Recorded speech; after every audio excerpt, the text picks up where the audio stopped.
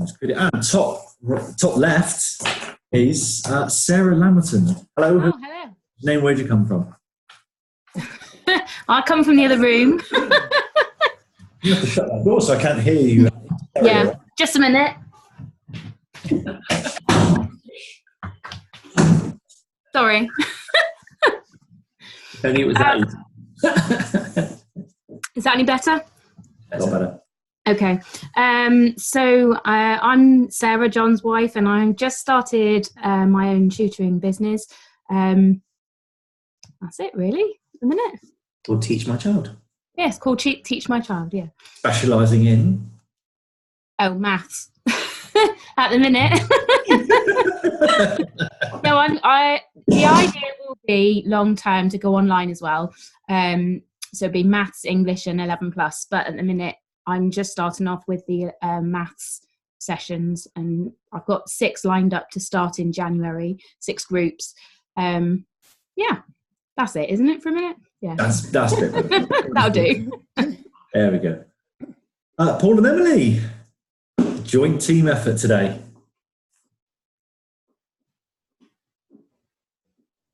One of you must know how to unmute. His mouse had disappeared. Sorry, it's on my It's his computer fault. and therefore it's not. It's all my fault. Hello. Merry Christmas. Merry Christmas to you. Do you want to do a little introduction? Oh, I'm in charge. Right. This is Emily, Paul. Parentguide to GCSE.com, a website aimed at helping parents through the issues that GCSEs might throw up over the year 10-year Olympic period. Very good, thank you. Chris. Hello, I'm Chris. Merry Christmas, everyone. I'm sure it's a lot more Christmassy where you are than where I am. I live in Japan, in Osaka. So, yeah, Christmas in Japan is Christmas Day. People go to KFC. Did you know that?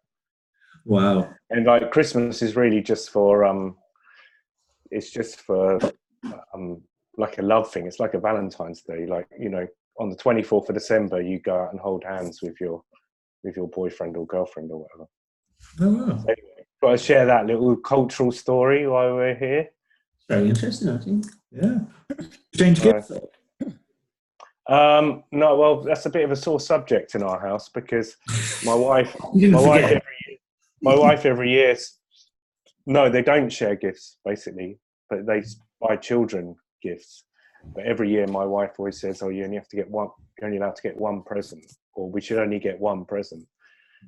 And then I sort of go, "Okay, darling." And then about a week before Christmas, I just go and order loads of presents for the boys. So, yeah. But anyway, but it will be a good Christmas. I'll be roasting up a kilo of Wagyu beef. Oh, Christmas Day. very nice. Yeah. I think with the time difference, I might be able to make it there. I could have my turkey dinner here. Actually, I'd have to come to you first, wouldn't I, Chris? You'd have to come first. It'd be worth coming. It would definitely be worth coming. Good. Well, I'll head to you first, and I'll come back. I've got to cook the turkey, but I'll put it in the oven. Nip over to you. We'll be slow roasted turkey. Put it on stage. Now. Turkey, very traditional. I like it. But yeah, I'm Chris. I've got a few travel websites. I'm kind of living the dream.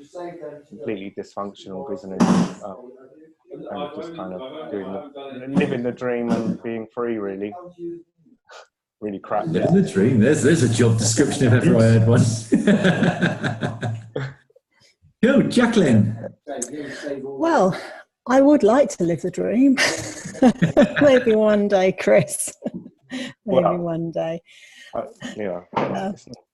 We're in mid Devon, so not 100 miles away from Plymouth, although getting to Plymouth is a nightmare, isn't it? Yeah. But we make timber garden buildings. Business has been going for 28 years. My husband started it, and we're battling on. I've taken over doing the marketing and trying to sort of grow the business in order to be able to exit it in a few years' time. Good. Look forward to hearing more about that in a second. Clark, last but not least. Hi, I'm Clark. I live in Spain. I've got salmonella poisoning, so I'm on camera today. Salmonella? Oh, it's so bad. And yeah, so I run a not new company called Be All Design. We dropped the new last month, mate. Come on. So I'm doing a business called Be All Design, which is unlimited graphic design service for flat rate free. It's going okay. It should go better, and it will go better once I pull my finger out in 2020. I also run a network called Paid on Results, which is an affiliate marketing network in the UK. And I soon to be starting a YouTube channel that Jason has informed me I'm starting on the 5th of February. So yeah. Well, you said it was going to be. You said before, I think, didn't you? Well, I didn't expect to get salmonella poisoning, so you know. Mate, you've had a bit of a week of it, haven't you? Yeah, my son got it first, and then the hospital messed up with regards to quarantining and all the rest of it. And then I got it, and probably half the patients have been killed by them, but who knows? Yeah, so anyway, it's been fun. Not. And the reason I've not got a camera on, I look like deaf warmed up, plus I probably shoot off the toilet every half hour, so yeah. Fair enough. Oh, it's fun. But I had to do this. Those excess pounds before Christmas. Great plan, Clark. Yeah, well, I actually have. This is the thing. For my YouTube channel, I'm going to look great. We're like, Let's have your avatar redrawn. Oh dear. Yeah. Anyway, I had to get some work done because I've literally got to the point where I've got nothing done. My to-dos have went mental, and all my red line to-dos are all sitting there going, "You're getting a fine from the taxman. You're getting a fine from the taxman. You're getting a fine from the taxman." So yeah, I'm going to have to get it sorted. Even anyway, carry on. Thank you. Thank you. Cool. So, where do you want to go first? Who do we pick on first? Sorry, I mean, select. This Black Eye Friday. Yeah. Jacqueline. She looks very happy. I was going to say, could I ask Emily, and not Paul because he's disappeared, can I ask Emily a question about how you motivate your teenager to actually That's coaching call. Did you watch the last coaching call where I asked that same question? No. Exactly. Oh, no, I didn't. Sorry. Yeah. It was pretty much the same We're all question. in the same boat.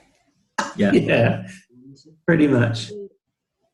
He's, There's loads and loads of advice. It was the last question we asked, so it was the end of the last coaching. Okay, I'll have a look. Grab that for probably about 20 minutes of it, to be fair. So you can scoot through to the right section in there. But yeah, there was lots of advice from Okay. Emily and Paul, and then from Martin and somebody else that was in the call as well who've just been through that process. So there's lots of advice. Still working on it for me. It's been, it's one of those things. I'll check it out. feel free to ask it on the Facebook group as well, because you're in our Facebook group, aren't you? Yes. Yeah, pop it on there, see what people say, because everybody's got, there's I think nearly 900 people on there, so you might get some more diverse advice than just what we've been giving out. So give it a whirl. Yeah. Do you have It's a all very well downloadable for us. resource that answers this very question? Because if there's two completely unrelated people asking the same question, there's probably a vast interest in this topic from your target market.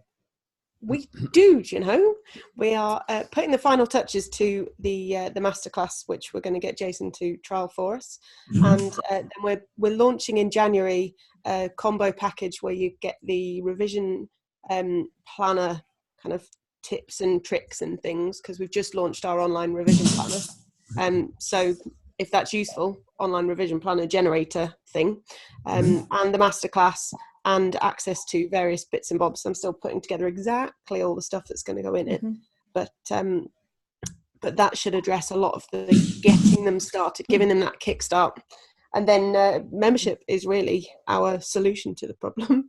We address that most weeks in the emails, I think. Well, it's all very well. It's all very well for me to want to do it, but it's not me that has to do it. It's her that has to do the work in the end, isn't it? So it's all very well getting the parents sign in, but Which stage is it your daughter, I'm guessing? Yeah.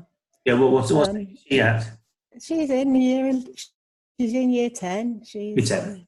I've got one You're in year 11. You're 11. You're 11. You're 11. Year 11, okay. So I've got one into year 10, okay, in terms of drive for himself kind of thing. Mine's just gone into year 12 now, having had, not this, still got the pass GCSE, but could have been a lot better had he put his mind into it and stuff like that. So now he's starting his A-levels, the same grade as he was for GCSEs, and that's just absolutely no good. So that was the question that I was kind of asking last time, but exactly the same kind of principles as what could we do to do it, you know?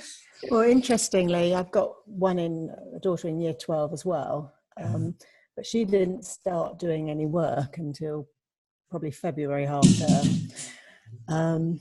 But she did okay at the end of it. So I just don't want that last minute struggle. I think that's all parents feel that way, to be fair, and you just kind of see things that could happen just a little bit different. And actually, if it was a little bit different, then actually it's so much easier for them. But it's just really hard, I guess, in the area where they're at it, that it's just didn't see that far ahead really. And those little changes would make a big difference when it comes to exam times and stuff. But yeah, last join in Emily's group.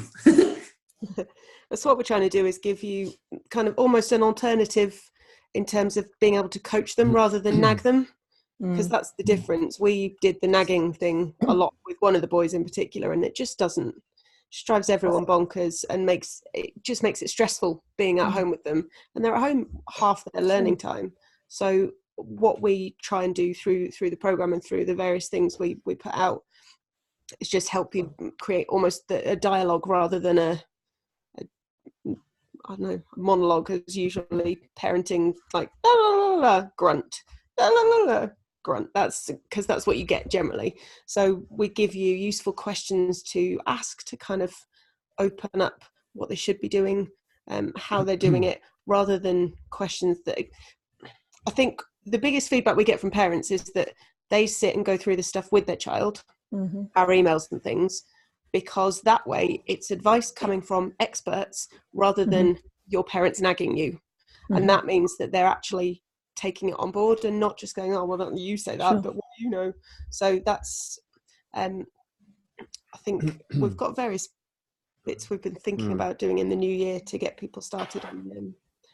For my Ollie, actually, to be honest, he did have those kind of issues about driving stuff, but when we kind of sat down with him and the teacher and kind of looked through it, his friendship group were doing their homework and stuff like that. So actually, we've got them staying and doing kind of not a homework club because that would be uncool, but actually they're staying and doing it for half an hour after school as a group with his peers. Sat down doing it. They made a kind of conscious decision. Let's do it together because it would be easier to kind of do. And they've been kind of that's worked for him certainly for the most part. And then they go off and do something after school and stuff like that as well. So.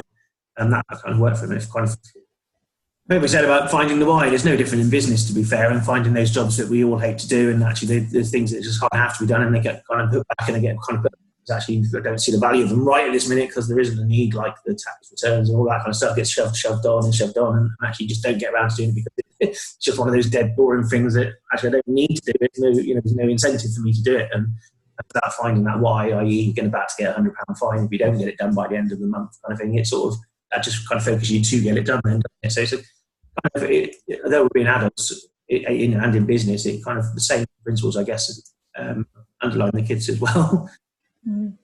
It's finding the reason why they want to do it. One of the things we were considering doing, was a coaching course style where parents and child, similar to what we're doing at the moment, but we would be the dream team, as it were. Modelling ourselves on YouTube, obviously. And just we don't know if that is something that if that would work or if there would be demand for it, but it's something we certainly talked about. I think it's engagement, isn't it? It's whether the kids get engaged with whatever it is going to happen, whether that's listening to the masterclasses or whether that's taking part in any of the sessions or whether that's reading your resources or whether that's actually saying, yeah, you have got the experts here. Yeah, still with experts in terms of the teachers, I guess, but they become kind of a bit familiar, don't they? So that kind of changes things. And I'll just take me back to my eldest, Charlotte, when she was kind of going through what she wanted to do. She wanted to go into social work and that kind of stuff. So I lined her up with a friend of mine who was head of the social services for one of the counties. Sat down for about 3 hours and went through all the lovely things that she could be expected to be doing when she was working, but also all the things she needed to do to get her job because he would be employing her, kind of thing, and all those sort of things. But it all kind of went through one and out the other in effect. And it's just like, this is the biggest expert you're going to get. It's the director of social work of a county, not ours, fortunately, but and telling you exactly what you kind of need to do, all your voluntary service, this and this, build your CV, build this, get experience, and then you'll have a lovely thing to go to when you get to university and when you play. So it was kind of actually got all of this from a key expert, and it's still fell on deaf ears really, but never mind. It's just got to get to that point where they realise where they're going. I guess that's the thing. Now she has, it fell into place at Finley, and then now she's university following her original ideas and dreams sort of thing, so which is good. But it does come, Jacqueline. It does come. It just sometimes takes some children longer.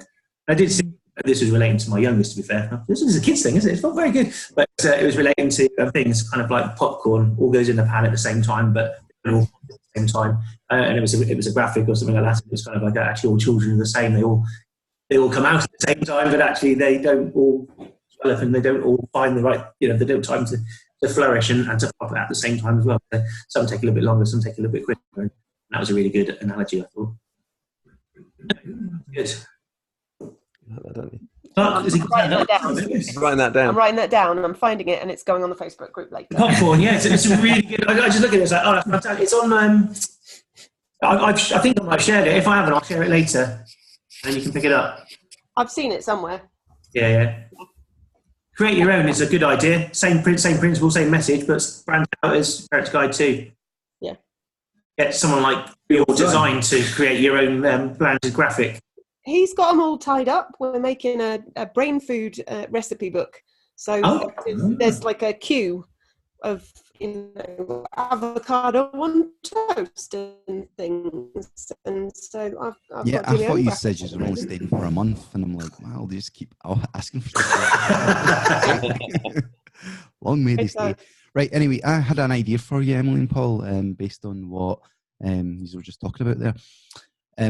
Why don't you try, when you're targeting the parents on Facebook, right? Try targeting the teenagers on Instagram and Facebook, right?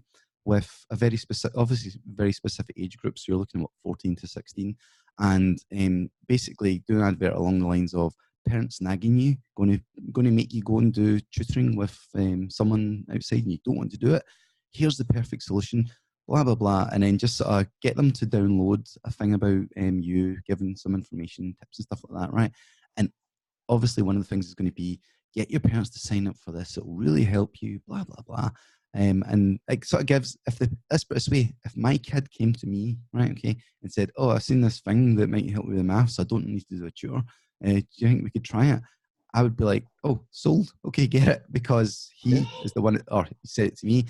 I don't know how easy a sale that would be to a teenage boy or girl, but equally if it's hitting them at the right point, especially if the parents are like, oh, we need to get a tutor, and they're sitting going, oh no, I'm going to have to go out the house like 3-4 times, or whatever it is a month, to get a tutor, and then I've got all this extra hassle when I'm actually studying, and if I just shown what to do, then it would be easier. So and for a parent, it would look like, well, you're going to save a lot of money, and the child is the one who's pushed it to you, and at the same time, in the reverse, you can be showing parents an advert about what you're doing. So anyway, just because we were talking about stuff. No, I like it. I love that. I'm writing that down as well. So anyway, that was all I wanted to say. Jobs over Christmas, goodness.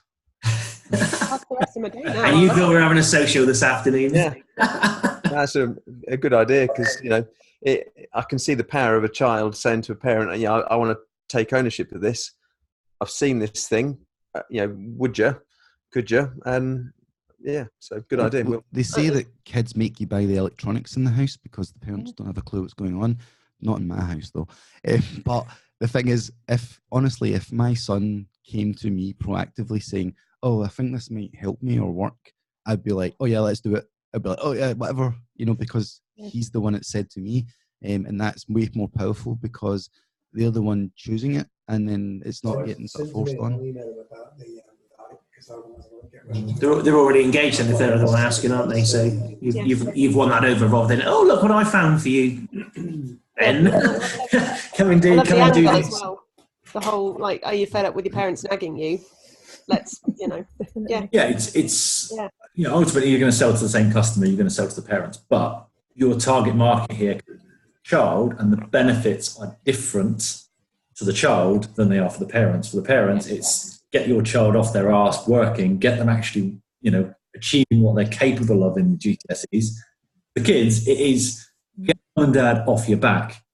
You don't need to work as hard. You can actually do things smarter. Hey, you can do the stuff they've been doing at Man City for the last couple of years. You can do the stuff that Anthony Joshua wins titles for. Look, Lewis Hamilton does this kind of thing. The fuddy-duddy stuff that your mum and dad are nagging at you to do. Do the cool stuff that actually works now. Get your mum to sign up for this. Yeah. Yeah. What drives Fraser, Clark? Fraser's not at GCSE level yet. He's just sort of, well, I think basically because he's in a class full of girls. I mean, literally, right? It's him and 9 other girls, and they all, I don't know what it is with girls, but they seem to be really into studying and doing well in class. So he wants to keep up with them. So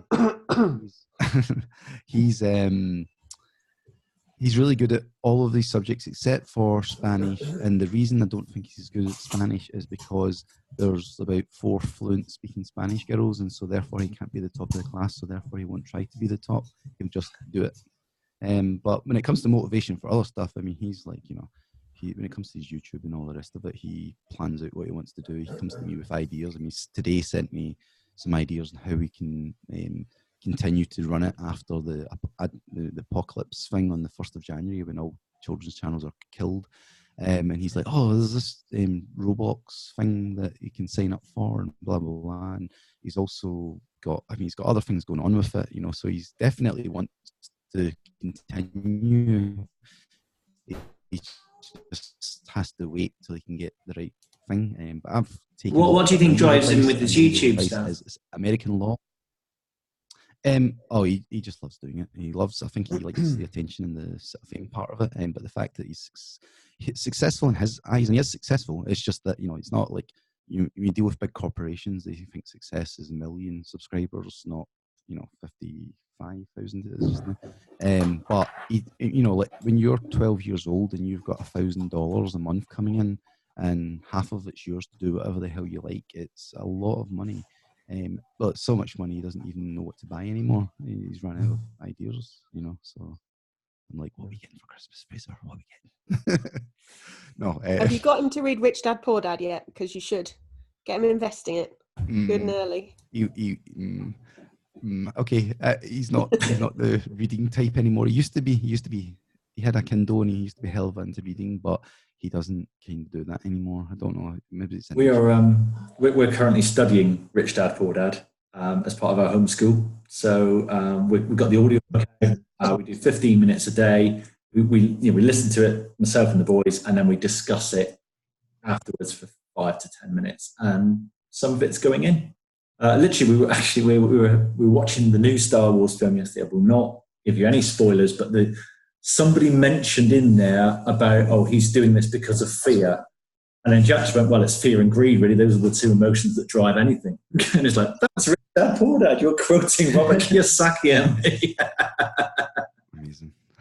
It can go in. So, yeah, it's a good way to just, don't give them a book and say, go and read this. But if you can even just, if you get to watch a 5-minute YouTube summary and then have a discussion about it, or break it down into the constituent parts of it and just talk about it. WhatsApp group with our 2, Yeah, I mean, like for him, he is actually investing his money in what he wants to do, which is he's going to be starting F2TM Studios, which is his Roblox games making studio, and he's actually hired a member of staff for that, and he's got a video editor. So it's not like he has got money, but he's mostly investing it all back in because he doesn't need money for anything really, and he's got like the best setup you could ever imagine for a child to ever have as a computer setup. So he wants to be something big just now in Roblox and something big in entertainment later on. So as far as he's concerned, this is a great idea, let's put money into it. Now I do have to get involved in a lot of the things. It's like he can't just hire staff on his own. Well, not yet. I wouldn't be far off now, but yeah, it's quite interesting. But we got an offer the other day, and it was basically we pitch an idea for a comedy skit that's about 30 seconds to 90 seconds long, and it's 5 people get selected, they'll give you $10,000, and I'm like, that's via Roblox, right? So this is like a big opportunity that he wouldn't have got if he wasn't doing this stuff and he wasn't involved in the whole thing, you know. And I point out to him that these opportunities aren't given to kids normally. It's just that because of all the work you've done over the last few years, and they recognise what you're doing, they're willing to give you this opportunity, and they're not distinguishing between your age. They're simply saying, if you come up with an idea that we like, we'll give you $10,000, and you've got to make it between now and February. The only slight issue with that one is I have to sign for it, because they're basically committing to, if they agree that you do it, you have to get it done, in that time. So hence I have to sign for the agreement of it. But I said to him, if he comes up with a good idea and we can work it out between the video editor and his programmer and himself and stuff, then we'll do it. And if he doesn't, then we won't. But it's it's something to try. So yeah, it's interesting. It's a lot of the opportunities that come to a 12-year-old is just mental, for just going out there and doing YouTube and just doing something. Yeah. So, and this is a 12-year-old who's building his team around him, of outsourcing the things that he doesn't do or isn't good at, and getting people to do that even at 12 years old. It's a good lesson there for lots of people. Yeah, so try and do that with his revision. Yeah. Yeah. Send someone in to do the exam, that'd be all right, wouldn't it? It's like 11 years old and he sacks his dad because his dad's a rubbish editor compared to. Fair enough, thank you. Getting his power team, love it. To be fair, though, I encouraged him to sack me because I thought, yeah, get rid of that guy. You didn't want to do it either? No, it's not I didn't want to do it. I enjoyed doing it. It was something I enjoyed doing with him, but it took up so much time. I mean, literally, I had to dedicate at least a minimum an hour a night, if not 2 to 3 hours, just helping him with his YouTube channel every single night.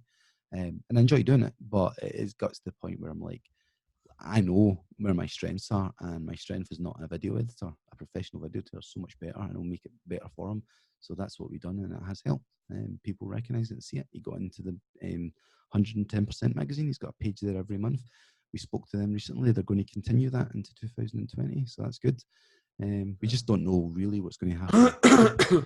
We'll find out. We'll find out fully when January comes, if it's a total devastation or if it's just this minor blimp. Perhaps he could have a junior business kind of thing going on, and he could take all the lessons he's learning and sell his little mentoring group out to other kids and stuff who'd like to do the same kind of thing, following his footsteps.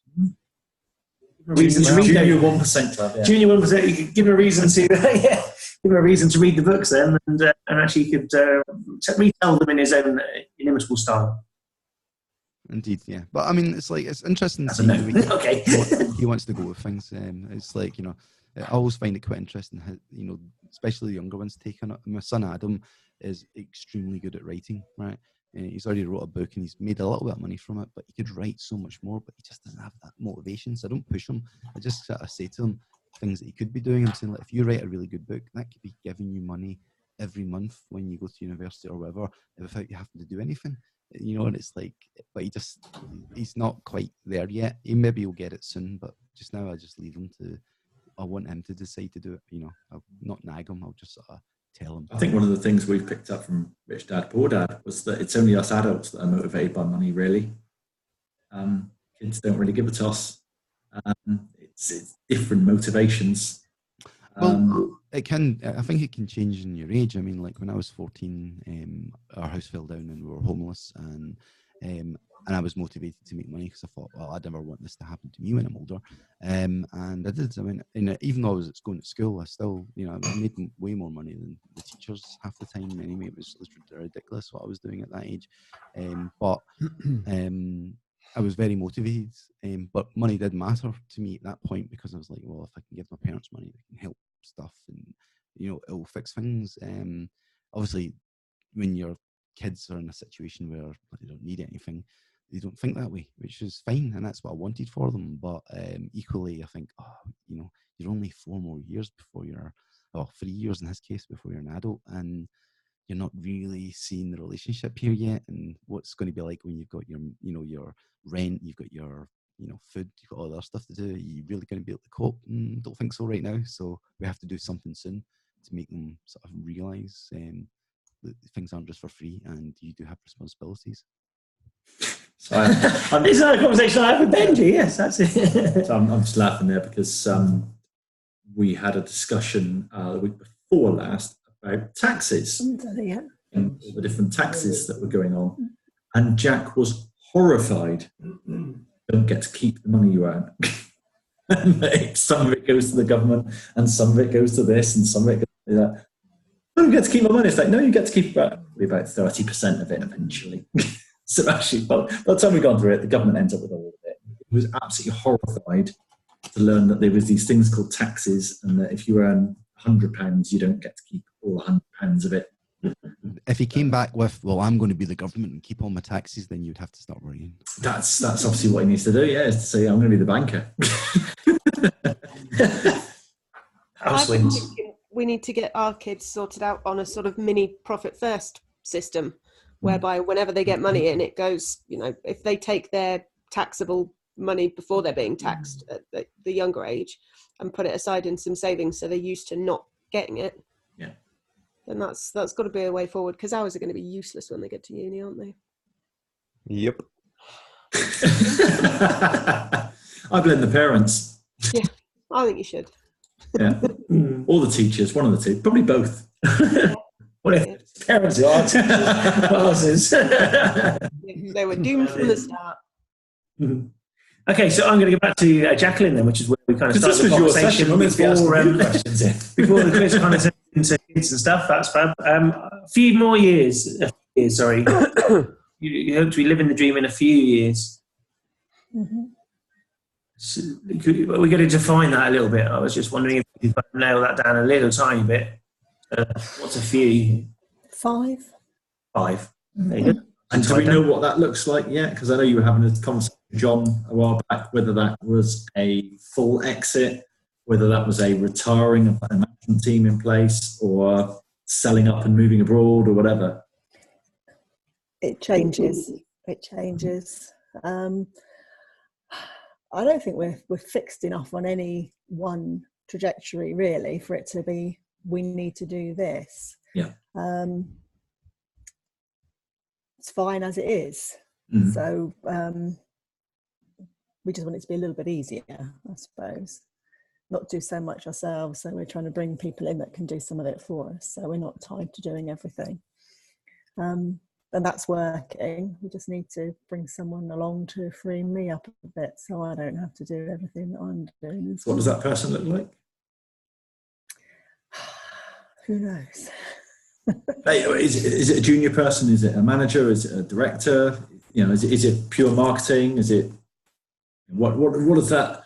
If you were to sit down and write your wish list for this ultimate person, and they will magically appear and come into the business, what do they do? I've ended up doing quite a lot of the accounts again myself, which isn't ideal. So we are actively trying to find somebody that can just come in part-time and do the data entry and things like that. We have an accountant who comes in once a month and does all the VAT side of things, but it's just the manual data entry. So just checking all the invoices and making sure everything's okay. So that's ended back on my plate again, which isn't ideal. Because that means then I can't do the things that I want to do with marketing and driving the business forward. So it's more about freeing you up to focus on your strengths, yeah? Yeah. And then obviously in time as well, have someone that can do a lot of the digital marketing side of things for me. So they do all of the day-to-day stuff, leaving me just to swan around and get the ideas and get them to implement them. Yeah, it's it's one of those things. Obviously, you haven't got that clarity of we're exiting in 3.5 years' time, or we're not exiting and we're not selling, but we're going to put a management team in place and we're going to do. We're going left or we're going right. But at the moment, we're kind of we could go left, we could go right. Mm. Say we're doing okay as we are, but that isn't going to get you where you want to be in a couple of years or 5 years unless you start steering now. Well, we are. I don't think you need to commit fully to one path. I think ultimately, if you were to, every decision you make between now and whenever, 5 years time, is with the intention of building a business that is sellable. And say, well, actually, we could walk away in 5 years, and that walking away could look like we approach a broker and say, put the business up for sale. It could be someone walks in off the street and writes us a check. It could look like we hire a managing director, a CEO, or we put a management team in place. But the important thing is that the systems are in place, that the business runs. So it's not, remember I talked about playing Dad's Dead before with Neville Wright. It's not having, only Jacqueline knows how to do that. Or, you need to ask John about that. Because we don't know how that works. And it's like, well, what do we do about X, Y, or Z? Oh, well, you'd need to check with the boss. Well, we're trying that a lot more. We are quite good with our systems, and that's another reason why we've just implemented Keep, so that a lot more is automated and other people know how it's done, whereas with our old system it was really just me who knew how it worked. So we are moving. Keith, by the sound of it, the most pressing thing is getting you working where you're to work in. That isn't doing. That's going to be focusing on the marketing and thinking about sort of our own business at the moment. Where I'm focusing now is on creating these evergreen marketing assets that are essentially marketing systems that are in place, and my time is best spent optimizing those. So, I spent about 3 weeks working on one landing page for one product of one business. And we put that live. That's increased sales of that product by about 40%. So that's worthwhile me spending that time doing it. I can't do that in the books. And I'm also doing customer service, and I'm answering the phone every time it rings. I just cannot focus on that. And what this has enabled me to do is to have this big picture. So up in my office now, I've got a list. It's a page and a half of A4 of every marketing system that I need to work on in the business and I need to optimize. And it is optimizing it, because if I've increased that sales of this page, the conversion rate of this page by 40%, I can get 20% more traffic to the page, and I can pay 5% less per visitor for that traffic. And then I can get 15% more of those people taking an upsell. And then we can put processes in place so that it's a membership site, so that people stay 2 months longer than they currently do. And all these things compound, and we end up actually doubling or trebling the business by optimizing a few key processes. So this is where I'd love to see you spending all your time, Jack, and just going, right, okay, what's footfall? Where do we get people from? What products do they look at? How effective is the website? How effective is the brochure? How effective is this? And optimizing each of those, and like I've done over the last kind of 2 or 3 months, triaging everything you could do and saying what's the most important, what's going to give me the biggest impact. For me, I knew it was that sales page because I could see there was a bottleneck there. So, if you imagine your site and you imagine you've got 300 people a day coming through the site looking at different buildings. You've got one salesman sat at a desk, and you can see that of those 300 people that come through, 180 of them sit down at this salesman's desk and nobody buys. You'd identify there's a bottleneck there, and simply sitting down and having a conversation with that sales guy and saying, sales guy sat at this desk, if I send him 180 bums on the seats, he turns that into 15 sales. why are you only getting me 3? And increasing that and saying, where can I optimize every little aspect of the business? And to me, if you do that over the next few years, you end up with a business which you won't want to exit because it's doing so well. It's automated because you've put systems in place. It's not reactive stuff. It's not, oh, what can I do today? Let me play around with the brochure. It's planned, it's thought, it's, okay, what's our 2022 brochure going to look like in comparison to our 2021? Well, I'll be looking at that in about 12 months' time. But what data do I need to collect from that first? Before I start looking at my 2022 brochure, I need to collect a swipe file of the world's best brochures. And I need to do a little bit of study on what makes brochures effective. And then I need to bring that into it. So I've created a swipe file now. So I know, for example, right now I'm working on email follow-up sequences. So everything I'm learning, everything I'm reading, everything I'm studying is around email follow-up sequences. Because I want to look at my current sequence and say, how can I make that ideally 30, 40% better?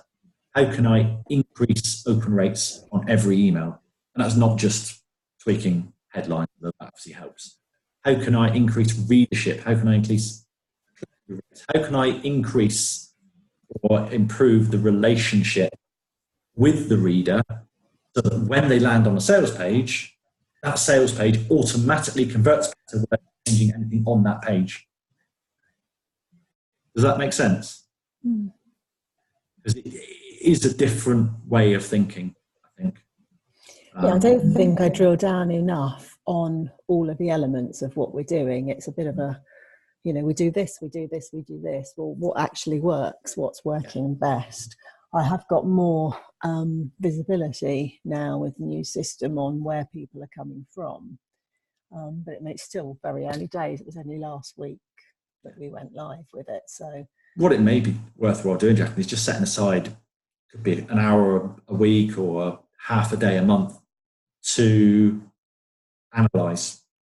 So I want to look at some data and to discover or to come up with some theories, because ultimately all these things I'm doing, it's not necessarily me making things better. It's me having a hypothesis on what I think will be better than what we've currently got, and then putting it out to the market to test. So that's why I know this sales page has gone up by a minimum of 40%, because we've tested it, we've looked at the numbers. So all we do with that sales page now is we play winner stays on, because I've still got some hypotheses on 4 or 5 different things I can do to the current page that I think will make it better. But the market will tell me, because ultimately it could be worse. So if you set aside half a day to go through your analytics, go through your AdWords account, go through your Facebook ad, sit there and look around at the people mulling around and saying, okay, well, what cars are these people driving?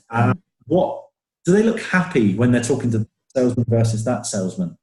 What is the closure rate of each of the different sales guys? What difference does it make if you get someone on the phone first versus a drop-in? The more you get this hypotheses, the more you can just start playing with stuff, because you will suddenly realize, I was reading something about Dan Kennedy yesterday. He used to do these seminars, and if you'd register with a seminar or like a webinar, at the end of the webinar, he would do the big sell. And he suddenly realized that very, very few people were buying. No, he then made it that when you register for the seminar, you got an offer. When it was 2 days before the seminar, you got an offer. When you turned up at the start of the seminar, you got an offer. And he ended up selling something like twice as many products or services before anybody had even got on a webinar. So most people would go, oh, I'll get on a webinar, that's done. He just said, well, what if I tweak the process? It could have fallen on its arse. It could have could have repelled people by selling too early. But unless you put this stuff out to the market, the market will tell you, and the winner is ultimately the one that gives you the most money. Good, thank you. I think, yeah, because I'm just thinking in terms of our business now, it's like we've started looking at exiting again. For me, doing stuff like this, if I'm working on these evergreen marketing assets, on the evergreen operations assets, that works. That's a good word, isn't it? Then ultimately, I put a shitload of customers in, Jason keeps them all, and we end up with a massive business that we go, why the hell would we want to leave this? But if we do, then we can say to the new buyer, there's all our processes. The business runs itself. We know that this web page is optimized to the nth degree. When they sign up, they go into this email funnel, and that's been optimized to the nth degree. We've got a Facebook ads campaign here. Guess what? It's been optimized to the nth degree. We've done this process here. We've got this process here. Oh, and by the way, here's all our hypotheses. You could continue this trend of improvement and make things even better. One of the key things, and I know obviously you're dealing with kind of high-end products, but the more, this is very dank, the more you can spend to get a customer, the better. And the way to do that is just to increase conversion. So the more you sell per customer, the more you can afford to pay to get a customer. And the more you can afford to pay to get a customer, the more you just completely obliterate your competition. In mine's two minds there, competition or competitors. So I go for both. I sit on the fence, I do a Jeremy Corbyn and go, well, you know. No politics today. Yeah. So does that kind of give you something to work with? Yes, thank you. If you want to sit down on a future coaching call and go through what that list could look like of the different assets and the different, then happy to do that. But I think it's worthwhile. Let's say if you just get someone in to do your bookkeeping. Definitely. That's half a day a month or 3 hours a month. Great. Use that time to analyze and to think. Don't have your emails open. Don't answer your phone. Don't do anything. Tell people in your office I'm do not disturb for the next 3 hours because I'm sat in analytics. I'm sat in Facebook ads. I want to know the conversion rate of everything, and just go to all of your sales staff. How many appointments did you have last week? Where did they come from? How often do you follow up? Would adding another follow-up to the sequence, would sending a postcard rather than a phone call make a difference? And you'll just get these hypotheses. And the more of these hypotheses you get, the more motivation you will get, and the more you'll fall in love with your business. Because that's what's happened to me over the last month. Suddenly, once I've got a list of 37 things that I know will improve the business, whether that's 5% here, 40% there, I just know, stack all these up. My God, I've got a business I never want to leave. Yeah, but it's things as well, like we do follow up and we send out mailers, we send out a whole different range of things depending on whether they've got a quote, depending on whether they've got a brochure. But I don't know how effective they are. The only way to tell that is if you after the next 3 months, I'm going to test it. So everybody is going to get one of two very different follow-up sequences. We're going to split it up. So lead number 1 gets email, postcard, brochure, letter. Lead number 2 gets email, phone call, postcard, phone call, knock on the door. I don't know, but something very different that you could say, okay, which one wins? Which one brings in more sales? And then play winner stays on. So, okay, this is the new control. And now let's take step 3, which is currently a postcard. What happens if we turn that into a mini book? Or what happens if we turn it into a postcard? Or what happens if we turn it into a personalized video that we email them? And then for the next 3 months or the next month, however many, obviously, the more leads you've got coming in, the shorter the time frame you can do this. We've got a website that gets the visits a day, so we can kind of just go, just chuck it up for a week or so. We get lots of numbers, lots of data to tell us that. If you've got 3 leads a week coming in, you probably do need to give enough data to say version A or version B is the winner. But you can do that for absolutely everything you do, including offline stuff, you just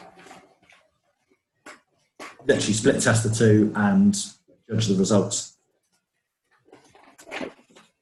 Chris, do you do a lot of analytics delving and improving pages and working out conversions and all that kind of stuff? Chris is pure line reading, aren't you? So, sorry, just to pick on you there. I was just you sat there looking. Sorry, I was looking. I was just changing all my dates on my affiliate pages. Sorry, I was listening. Yeah, I do a lot of. I mean, I have a kind of mantra with marketing. You only get out what you put in. I mean, it's pretty much the same in everything, right? But I think with marketing, the devil's in the detail. And you know, I'm a marketer, really. I'm a kind of pretending to be a writer or whatever else I'm supposed to be doing. But I'm really a marketer. So, yeah, I mean, you know, my websites don't get that much traffic, but I spend, you know, when I do my AdWords campaigns, I know I can beat Viator, I can beat TripAdvisor, I can beat a lot of these big corporate brands with their creative, because they've got agencies working for them, and agencies are lazy. And, you know, so I can make sure that, for example, on my AdWords, you know, I only have like at the most 5, you know, usually on average, probably 2 or 3 keywords in each ad group. And then I'll write tailored ads. So I go into that kind of detail. So I do loads of work, you know, up front. It's like the whole smart passive income affiliate marketing thing, really. But, you know, I do all the hard work, and then I run the campaigns, because if you're doing stuff like, say, Google Ads, you know, you can't beat those people on budget, but you can beat them by having a lot of attention to details. So, you know, are you running Google Ads, Jacqueline? Mm. You are, yeah. So, I mean, with every single, say, what's like give me an example of a couple of your keywords that you might be bidding on. Timber garden building. Yep.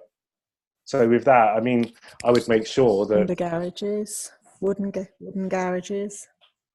Yeah, you with each of those, do you know with each of those, are you running like tailored ads for each of those keywords, or are you just kind of running a few ads which, you know, are you actually, when you're targeting those keywords, does the ad actually have that keyword in the title, exact keyword?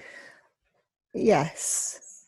Yeah. I mean, we tend to market to just the southwest as well, so we'll quite often have the county, so Devon, Cornwall, Somerset, Dorset in there as well, because we don't want people from Scotland or you know, outside of our area, particularly clicking on it and charging us for something that isn't viable for them. Mm-hmm. Yeah. And that's good if you're doing that. But another thing I do as well, Jason, is, so, you know, a lot of, so my Food Tours Japan, it's all food tours, so I don't have the time or the, you know, to do A/B testing. I'm not kind of doing that kind of lead gen type thing, really. But, you know, I've got, say, a page with 10 affiliate offers on it. Yeah, sorry, Clark, it's a bit late here. It's like midnight. So, and I'm just tucking into some alcohol my mother-in-law gave me.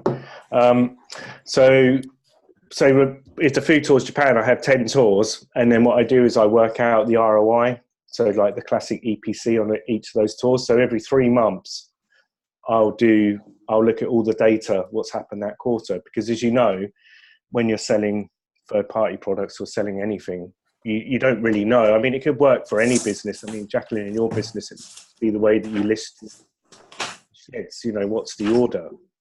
I mean, with all my web pages, I always make sure that, give or take, that the most profitable things are always at the top, the ones that are giving me the best ROI. So I do a lot of that kind of analysis. So really, I probably spend too much time doing analysis, really. I mean, I'm a one-man business. I probably should be doing more writing, but, you know, if you can you know, some people just kind of put up web pages and then they sort of forget about them, and it's like, oh, let's like race on to the next page. Let's race on to the next page. Whereas I kind of get small amount of traffic and I really focus on conversion. So yeah, a big part of my business. Yeah. It's interesting because ultimately conversions are what we all want, and yet we're chasing the big numbers. We're chasing the, oh, how many clicks do you get? You know, oh, yeah, how many, you know, people do you get from your AdWords? How many likes have you got on Facebook? How many likes you got on Facebook? How many of them bought something? Okay, so searching for timber garden buildings, then you come up top there for Shields Buildings Devon luxury garden building is the advert title, and then it's bespoke garden studios. Lots of options available. Start planning your new studio today. Music studio, office space, art studio. The choice is yours. Space to suit you. Get a free quote. 25 years of experience, superior craftsmanship, expert advice. So you've got your addresses in there from Google Maps as an entry as well on the ad. So that's the garden building. Timber garden buildings. Sorry, timber garden buildings. That's the keyword. So that's the only one that's actually targeted that. So the ad number 4, Dunster House, has part timber garden buildings in the title, along with biggest ever January sale. They put it in the, they put it in there as well, I think. It's a very, what they've done is a very generic ad. Very harsh. But they actually copy the keyword in there, which is something you can do, certainly for the most popular keywords, is to look at it. Because at the moment, what you've got there is your company name. Your name isn't what people care about. If they are searching for timber garden buildings, they don't care what your company name is. That's, at the moment, that's what you've told them is most important. Whereas, you know, that's the sort of thing an agency does because that brings brand awareness.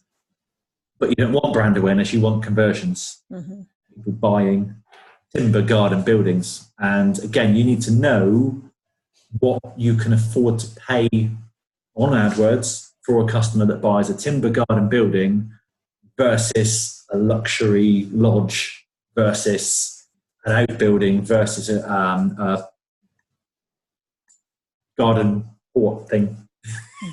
Roof only, but that's what I'm trying to think of, yeah. Carport. Like a gazebo, but for cars. Yeah. Carport.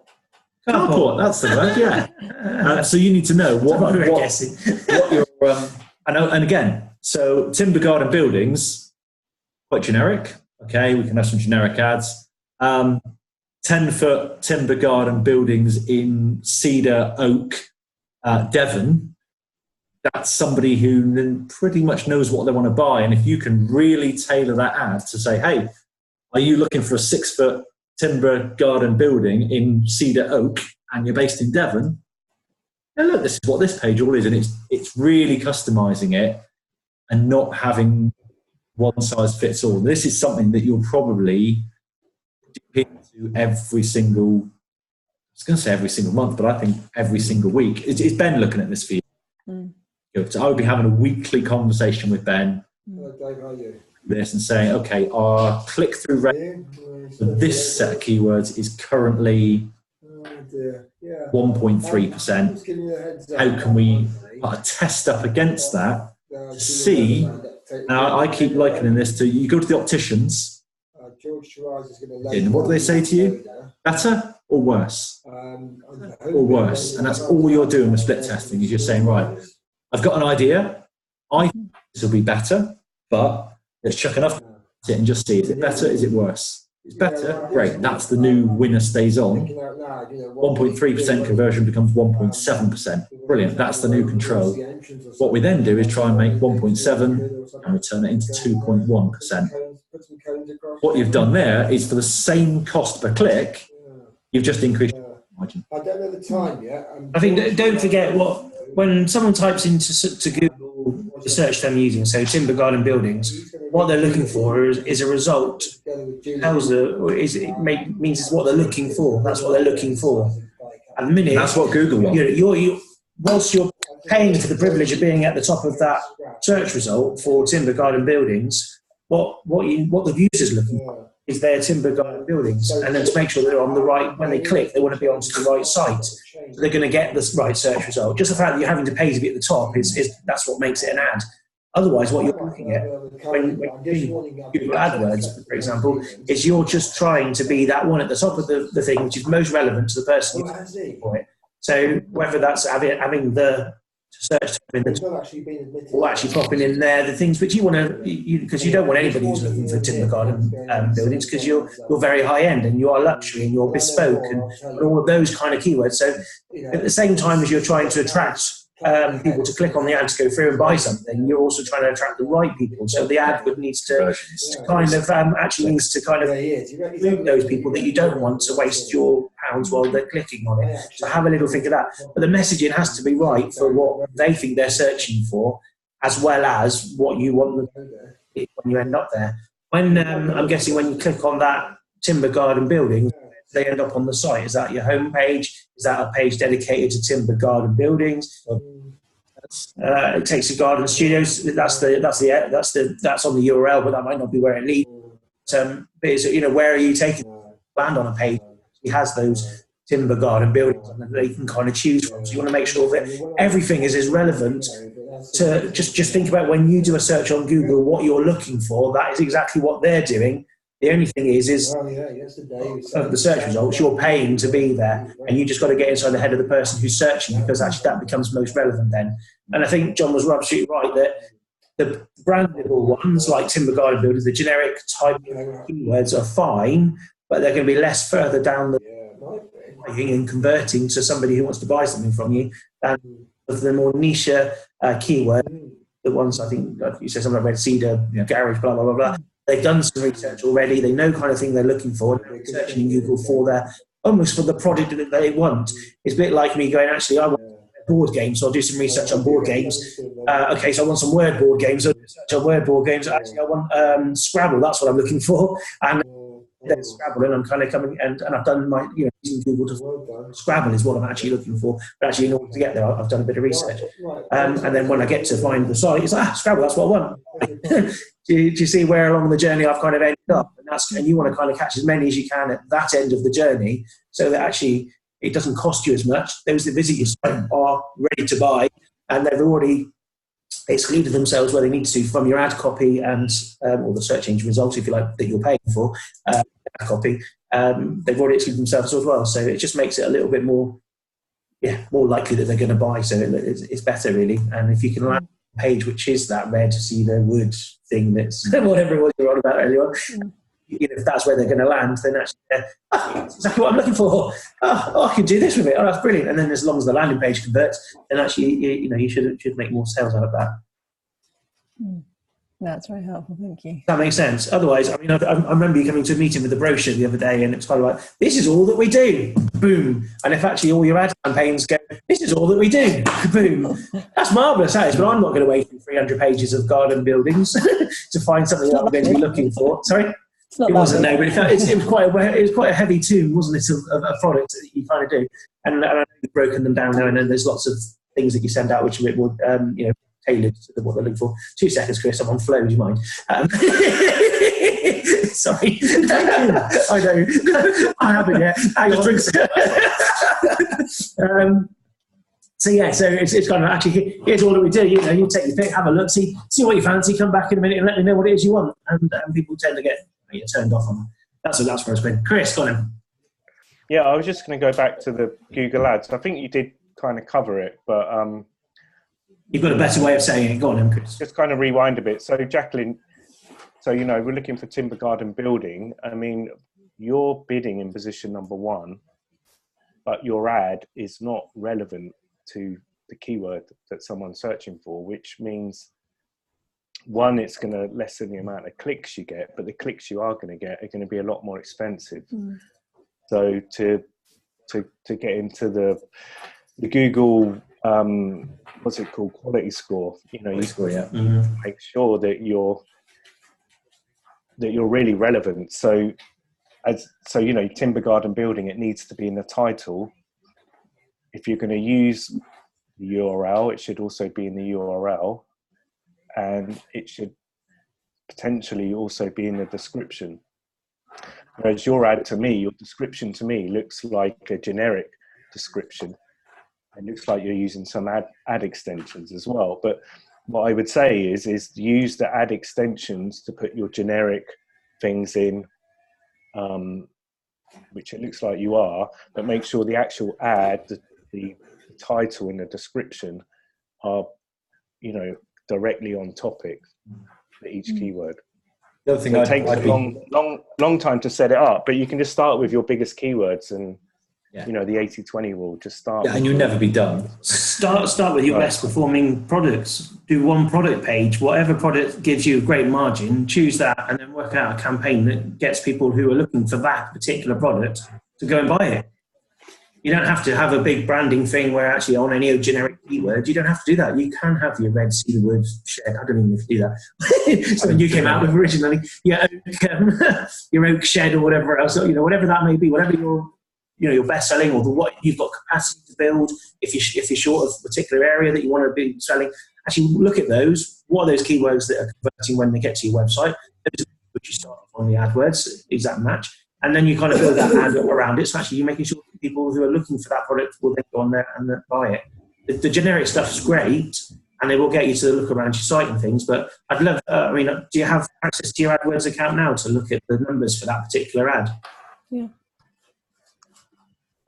Google Local would be a really good one for you as well. Mm.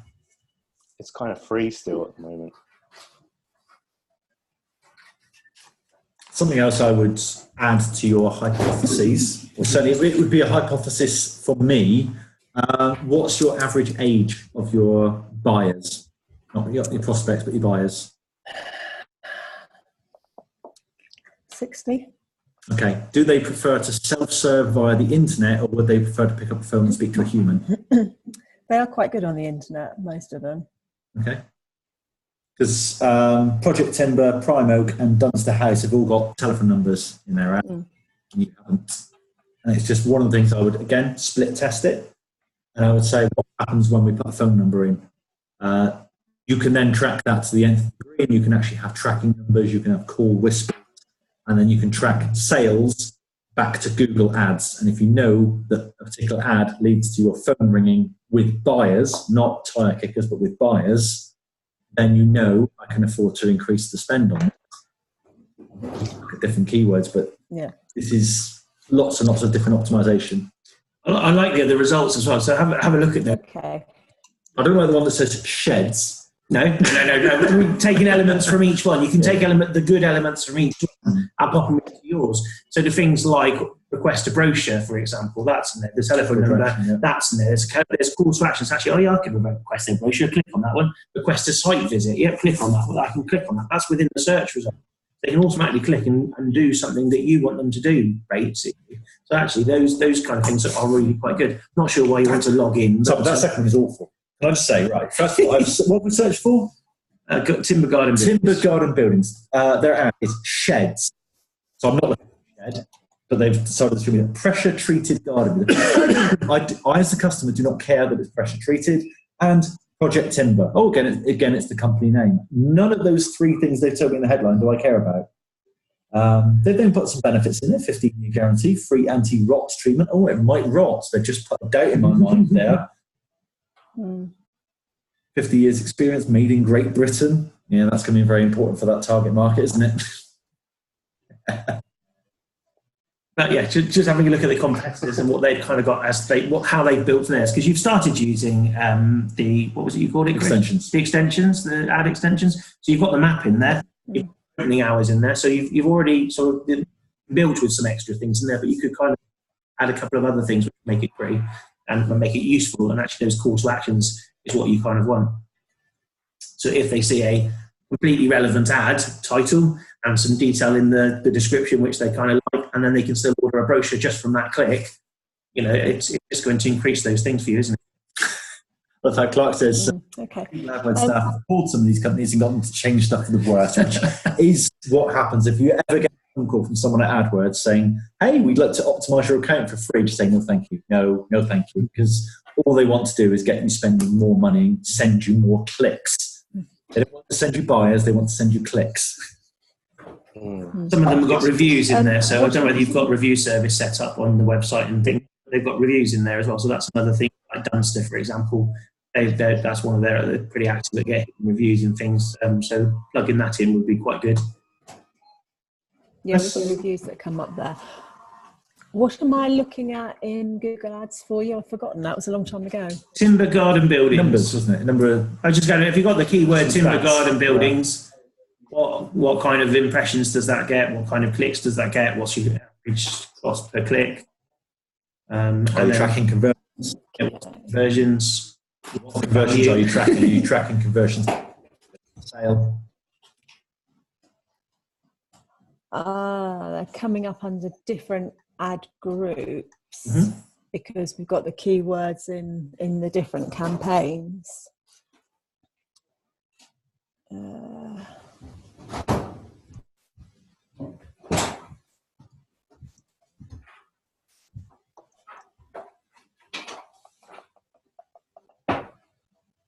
I can't find just timber garden buildings.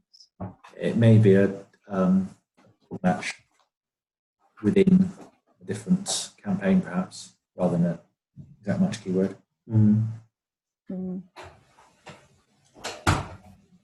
Have you got a different? Can you see one there that's fairly generic advert? We'll do this. We'll do it with one that you can see rather than one that we've kind of come up with. Well, I've got garden building, but why is that? Let me just look at that. Garden building. Yeah. No, not sure if buildings Devon designed for you.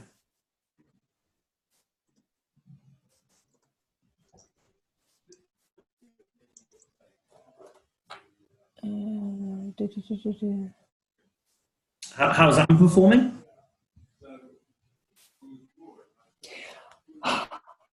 We've got too many different subdivisions going on here too. Actual garden building itself, I've got a conversion rate of 7.36% on it. Is that click-through rate? No, click-through rate is 4.11, but conversion rate is 7.36. Okay. Is that from clicks? So for every 100 clicks you get, you're converting 7.36 of them into a lead. Well, you're going to ask me where this is going, aren't you? Yeah. Because you're not getting 7 sales for every 100 clicks, are you? No, unfortunately not. Are you getting 7 brochure requests for every 100 clicks, would you say? Or every email address for every 100 clicks? Well, the conversion is linked to, it should be linked to the downloading a brochure, because that's the conversion. Should be what the conversion is on that. I can't see. Look at the reports. You can see, because what we want people to do is download a brochure, because if they download a brochure, they give us their email address, so then we've got them, and then we can start doing the autoresponders to them, and then ultimately they'll go into the email campaign. Again, that's something else which can be looked at as a separate sort of process, really. Looking now at what you've got going on with AdWords, because I think we'll move around the group a bit later, soon, sort of thing. But it's kind of looking at what versions are kind of looking at, what that spend is looking like, how you a little bit how you can make the ads perform better, how you can find better customers from using. We keep calling it ads, but basically it's a paid search result.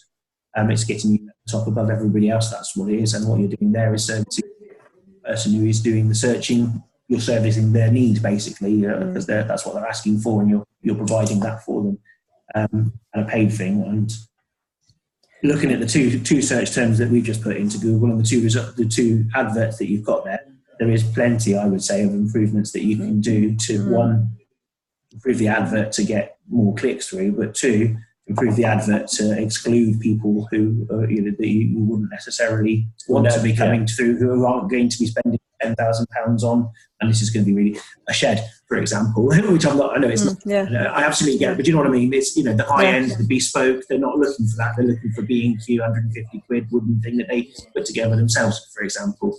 And then that's what you're kind of trying to. You don't want those clicks because they're going to be costing you. And I'm assuming that the cost per click is in the pounds for those terms because you're kind of sat at the top of fairly generic, fairly broad keywords there, and I'm assuming it costs you in the pounds. Yeah, cost per conversion, it says here, is £39 per conversion. It gives you an email address. You're paying £39. Or brochure request. A brochure request, sorry. Not for an email address. Yes, yeah. If that's what I'm reading right here, but that doesn't sound very sustainable in terms of. Personally, I don't know what your if you could get that £39 down to £3 for an email address. It's 50%. It's probably it does. I guess that's true, but for £39 per brochure request, which you didn't have to service, which probably cost you something like £3 or £4 to send out as well. Probably, and then some follow-up stuff to go with it. You're probably looking at about £50 for everybody who gives you an email address using Google, which to me sounds rather expensive. Yeah. To you, possibly. No, I need to drill if your down margins on are like they could be. Sorry. I need to drill down on it because that doesn't really make a lot of sense. So, if nothing else from this call, there's some nice thing for you there to look at, isn't it? Over Christmas, yes. Exactly. I mean, just to show you what happens to these numbers. About compounding. So you've got this one ad, 4.11% click-through rate, and then 7.36% conversion to lead. If you move those numbers to just 5% click-through and 9% conversion, then out of every 1,000 people searching, in the moment you're getting 3 leads, you'd increase that to 4.5. You'd increase your conversion, you'd increase leads by 50% just by moving click-through rate from 4 to 5%. And your lead rate from 7.5% to 9%. Yeah, I don't think small margins compounding means a lot. And that you increase your leads by 1.5 times. Guess what? You reduce your cost per lead by 1.5 times. There is a line that says CPC. What does it say for CPC? Because in order to get £39 per conversion, your CPC must be something like £300 or £400. No, CPC is £2.67. Yeah, that's what I'm thinking. But so in order to get the conversion 7%, for every 100 put through, you get 7 leads, or 7 leads are costing £39. That can't be right. It's only £2 something CPC. CPC is cost per click. You're thinking cost per 100 clicks. Oh, yeah, okay. Which is a different CPC. Sorry, we've worked with CPCs before, which is cost per 100 clicks. Okay, whereas, CPC in AdWords is cost per click. Yeah, I've had on this. I was just looking at last month, looking at November. I had 550 clicks on this particular campaign, which cost average CPC £2.67. The total cost was £1,500. Conversions were 37, so the average cost per conversion was £39, and the conversion rate was 6.73%. How many sales did you get from that one? Do you know? Okay. Yeah. It's just one of the things to know. And 2020, my lovely, perfect vision. That's where we're going in January. I think certainly take one as an example. Run through that process of working out what those numbers are, and you can look back over the November and work out how that kind of looks and stuff. But 2020 is about perfect vision, and I think this is brilliant thing for you because actually you could be just throwing pounds away, or you could be making lots of pounds. But at the moment, don't know. I feel it's probably throwing some away rather than gaining. Actually, at the moment, you don't know either. So getting that 20 vision and getting that understanding of the numbers and things going to make a huge deal in your business, I think. Yeah, absolutely. Thank you. Yeah, even if that's just carving out time with Ben every month to go through these numbers and say, okay, here's our conversion rate. Well, our lead conversion rate is currently X%. How do we get that above there? What hypothesis do we have to increase the click-through rates, to increase the lead rates, to increase the lead to sale conversion, everything like that. Just one quick one before we do move on. Do you send out a sales letter with your brochures? Yes. Cool. That's fine. It's just something that's come on my radar this week. As Jay Abraham was saying about, people who send out brochures without a sales letter. So I thought if you didn't, then that's something we could. And like Clark says, everyone's been in that boat where you spend loads of money with Google AdWords, 80 grand a year in Clark's case, and all you know is at the end of the year you're broken even. You don't really know how you got there or how that happened. And everybody's been in that boat, to be fair. So you're not. It's not picking a day. It's absolutely fine, and absolutely it's right where you are. But actually, the basis of it is actually where you can now get to, having understood that actually just knowing those numbers and knowing that process and how that can be improved will get you, goods out of it. Which is good. Yeah. No, thank you. How's that? Perfect. Pretty good. There we go. I bet you're glad you asked that question about Today's show has been brought to you by Jack of Shields Buildings, and it's been brilliant. So we've only got 5 minutes left now. So where do you want to do a quick round the room? 5 minutes, quick round the room, yes. But the last 5 minutes, we'll be talking about what we're going to do on Monday evening. Yes. That would be probably better if that's okay with everyone. Unless you've got anything pressing out. Or anyone that's not going to be there on Monday. That would be... Has anybody got anything pressing that came out of any of what we talked about today? No, good. So Monday's going to be question time, delivered by John and Jason, and we're asking you guys things that we've kind of which we'd like to talk about. So things like your favourite book of the year, because we've done a podcast that goes out between Christmas and New Year this year. Monday, in fact, before Christmas, which is kind of we'll talk about our year and our things and our last 10 years and the next 10 years and that kind of stuff. So we just want to from you guys. So it'd be things like your best book of the year. It was like, what's the biggest time saver that you've kind of found? What's the biggest thing that you've taken from us this year? What's the best thing you've implemented this year that you've managed to kind of get successes from? Actually, it's kind of finding a bit of inspiration from what you guys have got to kind of share with us. And it's just been kind of broadcasting. So a few questions from us, but actually it'll be you guys that kind of take up the most of the reign on Monday. It is an evening one, so we're doing, and it is obviously the last day before Christmas. Christmas. So, yeah, we're billing it as mince pies and cherry, alcohol-free mulled wine. Oh, mulled wine, yes, right. So yes, do bring your own. Well, we're not buying any of this for you. Well, it'll be here if you want to join us, to be fair. But yeah, it's kind of we're billing it as kind of, obviously if anyone has got wants anything like we've done today, we can drill into that.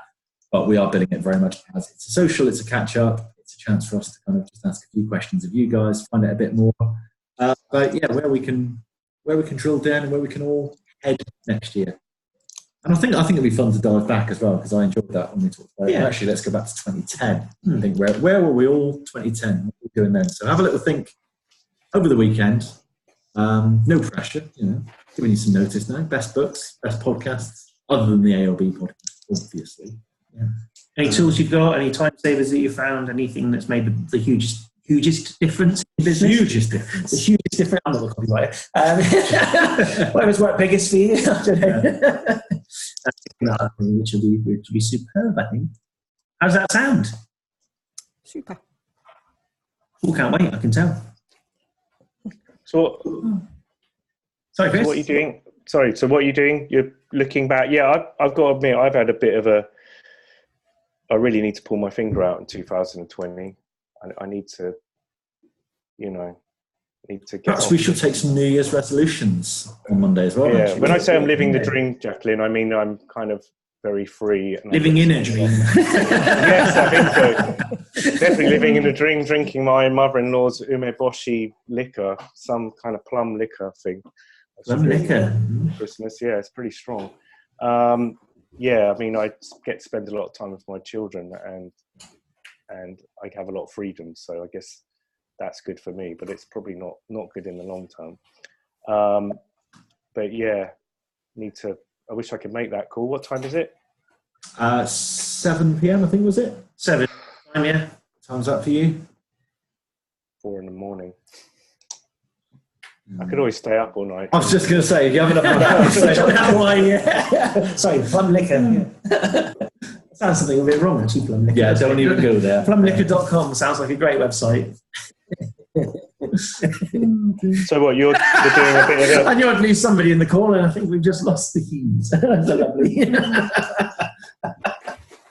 You ate all the pies, Jason. Just the one, and it was gorgeous. It was lovely, and I think we're saving some for Monday, which will be nice. No, I'm taking No, they'll be all gone by Monday. The cream will still be there, though, I should think. Yeah, so if we're not going to see you on Monday, Chris, then do have a very happy New Year and very Merry Christmas. Hopefully I'll make it through to the New Year, because every New Year's Eve we have blowfish, fugu. You know what fugu is? Is that the poisonous one if you don't cook it? Yeah, right? yeah. So Nice. every like New Year's Eve, I'm like, am I going to make it through to the Every New Year? year when Russian the roulette, hospitals are stressed to the maximum, you decide, I know what I'm going to do. I'm going to eat something that's potentially going to kill me. Mm. But then we've all been to the mother-in-law's. Japanese style. Very dangerous to say that when your wife's on the call, isn't it? Not you. Oh, Yeah. Oh no, sorry. yeah. Well, Merry Christmas, everyone, and Happy New Year. Okay. All the best for the New Year. And you, Chris. Take And care. don't forget, we will obviously help you get on it next year as well. Not that. Let's drink to that. Yes, good idea. Yeah, I mean things are pretty good, really. I just need to get a lot more focused. I think it's all about focus and, you know, getting my plan. I mean, my plan just moves all the time. I do write plans, but I just never actually do them. So I do half of it. I do I don't complete anything. So I really, this year, I want to have going to be a real big year for, you know, I'll pop stuff. you and Clark under me wing, and we'll get it all sorted next year. How's that sound? We've got Clark sorted. He's going to have it. He's launching his new video product thing. It'll be a great YouTube channel. That's the one I was looking for. well, That's going to be launched nicely. You know, everything's there. The graphics are all there. Everything's there. Just needs thinning a little bit. Oh, you're 1 year behind, Clark. That's reassuring. So I'm not the only one. Oh, I had grand plans over. Well, I tried to plan what I was doing over. 2 years ago, I worked out roughly what I was wanting to do, and I'm behind. Remember, the YouTube channel 6 months behind. The Yale design's not where I want it to be quite yet. It thankfully worked really well when I was off I've been off for a little while, and my son was in hospital for like 10 days, and nobody noticed. None of the customers noticed, so it means it all worked perfectly fine. So that's good. So I know I've got that right. I just need to get certain things sorted. I've managed to find lots of things that I have not managed to sort properly. Now I know, and I'm going to get that done, and that's going to help me.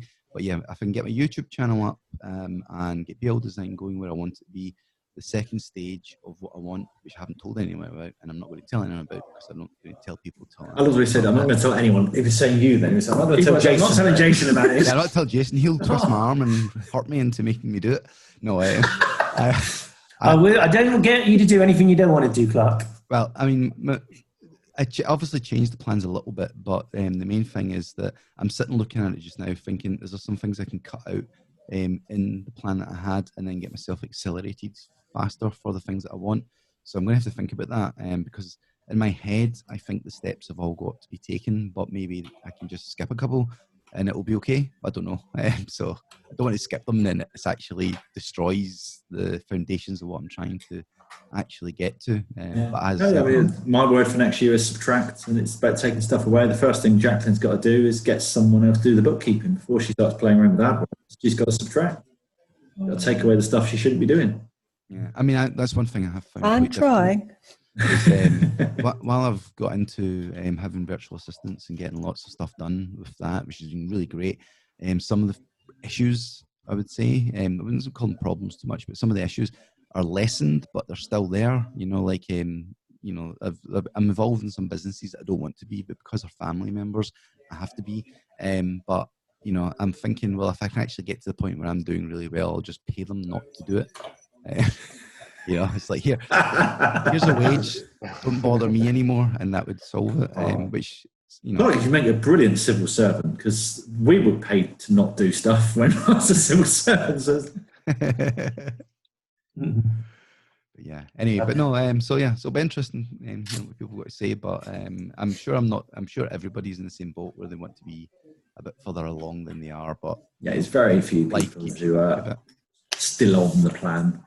The only people who are still on the plan are the people who are still planning. Do you have your Clark? Do you have your annual plan in front of you all the time? Well, it's actually it's broken down into to-do list type things, so they're quite projected really far in advance, some of them, and I've had to move quite a few of them along because they're not fitting correctly just now because I've messed up so many things. The YouTube channel is actually quite an important part of how I see Be All Design marketing itself, right? It's not just a YouTube channel because I want to do one for vanity reasons. It is a way to reach customers, to show them how to outsource all their stuff. And by the way, if they want to outsource design, come to Be All Design. And if I build up a decent enough following, then I should be able to convince enough people to convert. So, and I haven't started it. And it's literally, it was November 2018 that I set it up, even though I knew I wasn't going to start it until about probably February. That became June, and then I got lost and sidetracked and making money other places, and that just totally destroyed what is my future plan. So I've been chasing short term, yay, let's make some money now things, and I shouldn't be doing that. I knew you could blame Brexit. I just knew it. Well, actually, I'm Gets back the on blame that. for everything. I'm back on that boat again. That's me put up adverts for it. I'm getting my adverts struck down for being political and all the rest of it, which is great. But it's making money. It's converting customers. I mean, we've got like 20 new customers today alone from just basically saying, the Conservative Party said, let's get Brexit done, and that's what they're doing. So, let's get sorted. But yeah, I have to get out of chasing short-term gains. I really have to stop that. Other people can do it, but I'm just like, I don't know what it is with me. It must be the small business person inside of me that says you must come up with ways to make money next week. You can't ignore an opportunity. No, I shouldn't beat myself up. I mean, that's exactly the situation I'm in. I don't get any of my big long-term stuff done, but I'm always looking at the short term and tweaking and doing that stuff. And I mean, my revenue's up quite a lot more this calendar year than last year, so that's all going well. It's just that I don't get into the big new projects. That's, I guess, similar to your situation. I think it's a mindset thing for me, but also I need to get into. I mean, some of the. I've not read John's book yet. I'm sorry, John. Right, I've read the start of it. Right, okay. And I do believe in routines, and I do routines and stuff like that. But I need to complete the book. Right, okay. I'm actually thinking of getting an audio just so that way. I would, mate. I'd buy an audio as well as. Don't forget to leave a review. But no, it's a lot of things is basically sticking to your plan and doing your routines and making sure you get it done, as opposed to going, oh, more money over there, let's go. Oh, more money over there, let's go. And that's what I'm doing. And I know I'm doing it. I can see I'm doing it, but it's really hard to sit there and go, oh, that's 10 grand sitting over there, as opposed to, well, actually, if I stuck to what I was doing, I would be making an extra 120 grand a year constantly, instead of 10 grand now and then nothing for 3 months. Oh, now 10 grand there, and nothing for, and that's the problem. I'm really, really suffering from that. So triage, that's been my big thing there. I think that's probably my word for this year is triage. I've triaged everything, and everything I could do has now gone through the triage system. It's like, yeah, I'm going to do that in 6 months or so. Once I'm at, item number 18 on the list, that's where it is triaged. I've got bigger fish to fry at the moment, and some opportunities will pass because of that. And it is a mindset thing, because you kind of need to go, yeah, I'm gonna miss this opportunity, and that's fine because I'm working on a much bigger opportunity. Emily? Yeah, I was having a similar issue. I was doing all the little, I could do that now, and that would make a difference, and I could try this. I bought an A1 dry wipe calendar for 2020, and I've mapped out, I think I've got 4 separate launch windows, some smaller than others, within the year. Those are the big things that I'm going to be working towards, because those are the key points for parents. They're the bits that are going to work out for people, but it means I know that they're the bits I've got to be working towards, rather than going, what can I do this week that people might like? Oh, what can I do this week? So that I've found really helpful, and that sits next to my desk. So that is there in iShop every single day to then add bits to, and make sure that everything's manageable as well. And I'm not suddenly going, oh, I've got all the things to do this week. It's not. John's got one like that, but it's just basically when the next holiday is going to be. or gig. Those are going on. Anyway, folks, it's been lovely to see you this afternoon. It's a lovely Friday afternoon, isn't it? We're going to cut that one there, I think. I'll catch you all up with you on Monday. That'll be superb. Again, in the group, if you can pop in what you found useful. Christmas jumpers are optional. Christmas jumpers are mandatory. And as a dancing children behind you in the video, that's also good. Yeah, so Monday, 7 o'clock. 7 o'clock, yeah. Is the next coaching call, and yeah. I was going to swing straight up. Were you looking in the top to see if there's anything left? I'm just smelling it. Oh. Take care of yourselves, everyone, and yeah, enjoy your Christmas weekend. Goodbye. Thanks. Fantastic. See you later, guys. Bye-bye.